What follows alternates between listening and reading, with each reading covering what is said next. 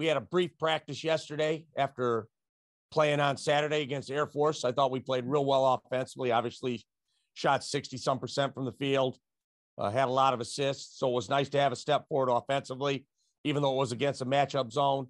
Now the challenge is to get ready for a very good Utah State team that beat us convincingly earlier in the year. And now we have to come up with a better game plan, a better effort, and try to find a way to get a home win against Utah State, who I think is playing, really good basketball. Had a 5-game win streak and then lost a tough one to Wyoming, a 1 overtime game. And then obviously played a full strength Nevada with Shearfield back. So this league is very unforgiving. There's a lot of parity, and there'll be 2 good teams take the floor tomorrow night at Viejas Arena. Thank you, Coach. We'll open up for questions. And we'll start with John. Hey, Coach, hope you're doing well. In terms of game planning for Utah State a second time, how much of it is based on game one? Is it how much do you look at the game one film to prepare for game two? And how much of it is about just a new opportunity in a new game? Yeah, obviously we have to make some adjustments. The thing they do really well is they run in transition. And that's where we got in trouble the first game. And they're not just doing it against us. They're doing it against everybody. And they have the ability, because of Bean and Horvath, that they can run to the 3-point arc with both their power forward and their center. And that always makes them harder to locate.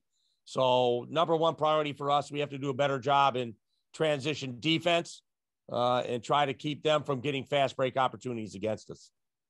And then you had, like you said, kind of a quick turnaround. I mean, every game from here on out is a bit of a quick turnaround. So you played Saturday night, and then you used these 2 days. You didn't have an off day, right? You practiced yesterday and you'll practice again today?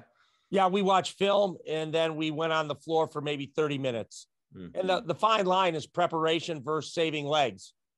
Sometimes you can over-prepare if you're on the floor 2 hours and you have no legs for the game. What's the preparation worth? So we're trying to do the balancing act of looking at minutes played by guys the game before, trying to give them more rest. Guys that didn't get a lot of minutes, try to give them some reps and try to get everybody on the same page for a good game plan against Utah State and whoever the future opponent might be. And then lastly, what do you think of Matt's game overall on Saturday, where he finishes with 13 points? He has just 8 field goal attempts, but he also had 5 assists, and you got scoring from a number of other players as well. So what do you think of Matt's performance this weekend?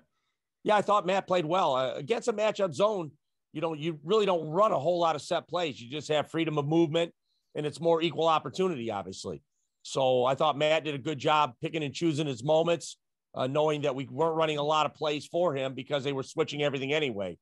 So I thought we did a good job with our game plan. It was good to see his teammates step up where all of a sudden he didn't have to carry the entire offensive burden. So moving forward, obviously we'll run the majority of our plays for Matt and put him in positions where he can score and make decisions for others. But I thought he did a good job against the zone on Saturday against Air Force. Thanks, Dutch. Thanks, John. We'll go to Austin. Hey, Coach. I'm looking at the first matchup, and Utah State shot 49% from the field, and they made 10 threes in the game. I think they also had 4 guys in double figures. What defensive adjustments are going to be made for the rematch? I think they're one of the lowest 3-point shooting teams in the conference. So when they make 10, that gets your attention. So obviously we can't give them 10 again. We have to do a good job of finding the shooters in transition. I think that's the number one problem, is finding them, locating. Ashworth had 5 of the 10. So we know he's very good, and he's always been very good against us. So we have to have Ashworth awareness. Rylan Jones didn't play against us the first game. He's a very capable point guard that finds his teammates, a good playmaker. And if you leave him open, he can make the 3. So we'll close out. We won't give open threes, hopefully, and then do a good job on the rest of their team that is obviously very dangerous. I think they're in the top 40 offensively in the country on the Ken Palm rankings. So they're a very good offensive team and will present a lot of challenges for us at the defensive end. And then I know you haven't quite thought about it yet because you're focused on Utah State, but I want to ask, is prep any easier for Fresno, considering we were supposed to play them earlier in the year before the game was canceled? And can you discuss just facing Justin Hudson? Obviously, we have great respect for Justin. He did a great job while he was at San Diego State, helping us build this program, and has done a great job at Fresno. So there are no secrets between us. Both teams will know each other very well, and we'll have to be ready to deal with Orlando Robinson, a player of the year candidate in this conference. You had another blown call in the final couple seconds of regulation yesterday. I don't know what the count's up to now. I think it's 4 or 5 in the conference this year that have decided games. With so many close games and there's so much parity in this conference and just an increasing number of blown calls, I mean, is this just part of things that aren't in your control, or is there something you think the league can do to maybe make it a little bit more equitable, at least, you know, in late in very close games? Well, I think we're starting to realize we're not the only one that gets a hard call occasionally. So it's happening across the board in college basketball. It's a hard game to officiate. And I don't envy those guys. They're under a lot of pressure to make the right call, but that's what they're getting paid for. So we hope we get a good whistle. And everybody says, you know, the game's determined in the middle of the game. It's not that one moment, but with under a minute to go, it is that one moment. So they have to be really good at the end of these games. It's hard to do. And I have great respect for these officials, but they have a big responsibility because there's so much parity in the conference that one game can have a major swing for one team winning the conference, making the NCAA tournament. And so there's a lot of pressure on everybody in these moments.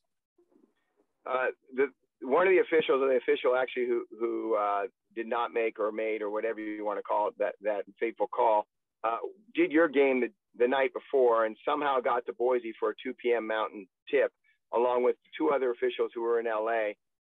And the only way I can see is possible is flying out of LA at 6 a.m. And changing in San Francisco to get there in time. And they'd all had worked, you know, multiple games in the days before that. Do you think there needs to be some sort of national regulation to prevent officials from working multiple games in different states day after day after day? I know the people that govern officiating are doing a great job, and they'll try to make the best call for the game of basketball. Right now, the officials are independent contractors, and so they have the right to work as many games as they want and can get assigned. And so these commissioners in the conferences, the Big Ten, the Pac-12, the Mountain West, they want the highest ranked officials on games. So sometimes that means tough travel for these guys, but it's a fine line. Just like playing on tired legs is tough. Officiating on tired legs has to be tough. It's a challenge. So I think they're the best of the best at doing this, but it's a challenge to work so many games. I know that for a fact. And last thing for me, since you last played Utah State, your team in a certain way to do more comfort, whether it's in the offensive end, the defensive end, transition, whatever it is that gives you a little bit more comfort going in this game? You know, obviously when you watch the tape, you know what you think the first game is going to be, and you get there and you realize whatever game plan you've put in for that game was not effective.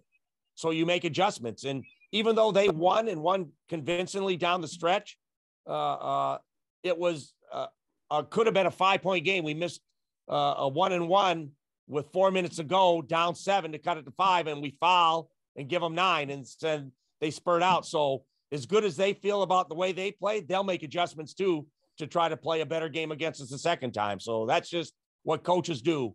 We sit there, we study tape, we try to put a game plan together that we think will be successful, and then the players have to go out there and execute it. Great. Thanks very much. Thanks, Mark. Looking for other questions for Coach. We'll go back to John. Just came to the top of my head when I was listening to Mark's line of questioning, and I don't even know the NBA rule, but I want to say there's a replayable moment in the NBA on officiating for the coaches, like you can challenge it. Would you like to see in the college game some level of challenging for coaches to be given on a call? Well, if we don't get the call, I'd love a challenge. And if we get the call, I don't want any challenge. So you know how that is. It's hard. It's a hard game to ref. These calls at the end are tough sometimes. You know, they've got to get the obvious ones right, but sometimes these bang plays, you know, you need super slow motion to see, you know, so that's how hard it is to see them at game tempo, game speed. It's a hard game to officiate. And I give these guys all the credit in the world for the job they do. And then lastly, just on the importance maybe of the crowd tomorrow night. I think the last time you played Utah State at home was the night that Kawhi Leonard's jersey went into the rafters. And that was 2 years ago. And I think back to that atmosphere. And I think you guys came back from a 10 or 11 point deficit in that game as well. How much of a factor could the crowd be for your team tomorrow? Our crowd is everything, and we have great fan support. And they've been there through the challenges of vaccination cards and negative tests and masks. And there's such a big part to what we do that I would encourage them if they can get there. We need them there Tuesday night. We need our students there because this is going to be a very, very competitive Mountain West game.